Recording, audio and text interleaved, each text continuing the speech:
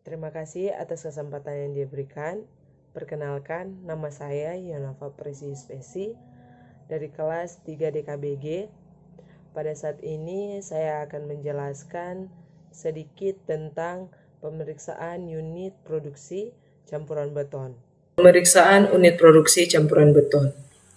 Pemeriksaan unit produksi campuran beton terdiri dari 4, yaitu yang pertama komponen dan peralatan unit produksi beton, kedua pemeriksaan kelayakan operasi instalasi pencampuran beton atau concrete batching plan, yang ketiga peralatan pengangkut, pengantar dan pengecoran beton, dan yang keempat pengendalian mutu produksi campuran beton.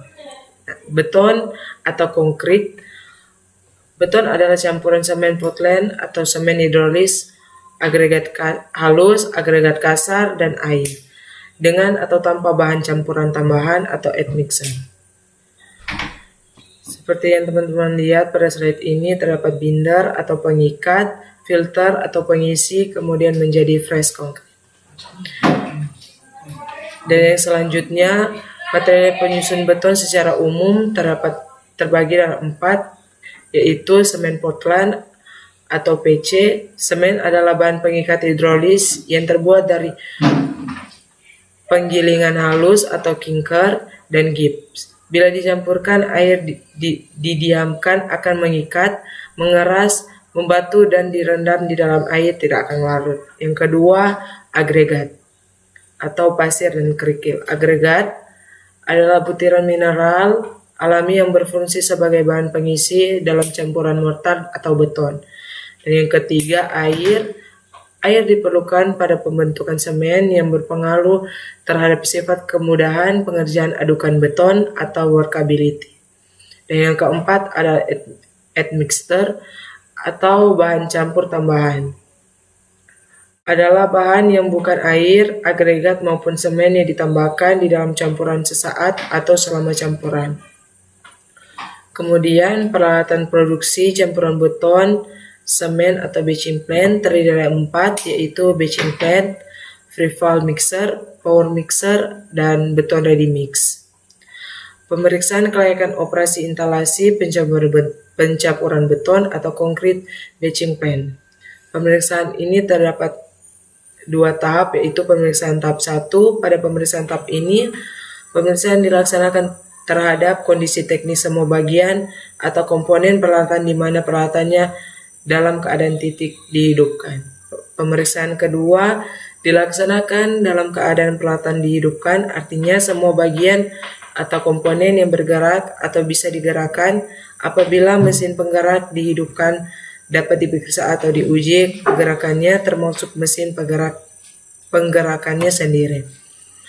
Apabila pada pemeriksaan tahap kedua terdapat bagian atau komponen yang tidak bisa dihidupkan atau digerakkan, atau dihidupnya atau geraknya tidak lancar karena ada sesuatu yang tidak baik atau rusak, maka bagian komponen yang bersangkutan harus segera diperbaiki sampai bagian atau komponen yang bersangkutan bisa dihidupkan atau digerakkan dan berfungsi sebagai mestinya.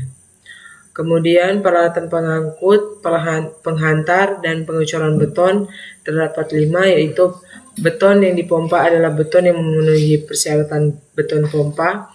Kedua, beton pavement dan beton dengan permukaan tekstur estetika tidak dapat dipompa. Dan yang ketiga, beton dengan slab rendah tidak dapat diangkut dengan buket karena akan melekat pada dinding. Keempat, beton mengalir tidak dapat diangkut dengan buket karena air dan pasta akan bocor. Dan yang kelima, yaitu penggunaan kereta dorong terbuka harus dihindari bila cuaca panas. Kemudian peralatan pengangkut, pengantar, dan pengecoran beton. Pada slide ini terdapat sejumlah alat pengangkut atau pengantar beton, yaitu gerobak, pompa, bucket, dan towner crane, ember, talang dengan kemiringan minimal 1:3 dan maksimal 1:2. Dan yang terakhir, truk molen. Peralatan pengantar yaitu corong atau chutes, pipa atau drop pipes, peralatan pengecoran beton atau tower crane. Jenis-jenis tower crane yaitu terdapat 4, yaitu freestanding crane, rail mountain crane, climbing tower crane, dan tiled-in crane. Concrete pump terdiri dari 3 jenis, yaitu piston pump, pneumatic, squeezer. Peralatan pengecoran yaitu terdapat dalam slide ini. Selanjutnya, penganut mutu produksi campuran beton terdapat 3, yaitu beton harus dibuat hingga memenuhi 3 kriteria pokok, yaitu kemudahan dalam pengerjaan workability, kedua kekuatan strike, dan ketiga durabilitas atau durability. Kemudahan dalam pengerjaan beton bisa dikatakan mudah dikerjakan jika mempunyai sekurang-kurangnya 3 sifat utama, yaitu kompatibilitas, mobilitas, dan stabilitas. Faktor yang mempengaruhi workabilitas terdapat 6, yaitu jumlah air pencampur, yang kedua kandungan semen, ketiga gradasi agregat, 4 bentuk butiran agregat, 5 butiran maksimum agregat, dan yang keenam adalah cara pemadatan dan alat pemadat. Yaitu slide berikut pemisahan butiran segregasi. Jika segregasi yaitu pemisahan butiran-butiran kasar dari campuran beton terjadi, hal itu akan menyebabkan terjadinya ketidakseragaman beton dan akan keropos dalam beton. Dan bleeding adalah kecenderungan air untuk naik ke permukaan pada beton yang baru dipadatkan. Metode SLAM juga sangat perlu karena uji SLAM merupakan suatu uji empiris atau metode yang digunakan untuk menentukan konsistensi atau kekakuan dari campuran beton segar atau fresh concrete. Kekuatan atau strength. Kekuatan beton dipengaruhi oleh 4 bagian utama, yaitu proporsi bahan-bahan penyusun beton dengan mutu bahan tertentu, kedua derajat pemadatan, ketiga kondisi pada saat pengecoran dilaksanakan, yang keempat perawatan. Faktor air semen.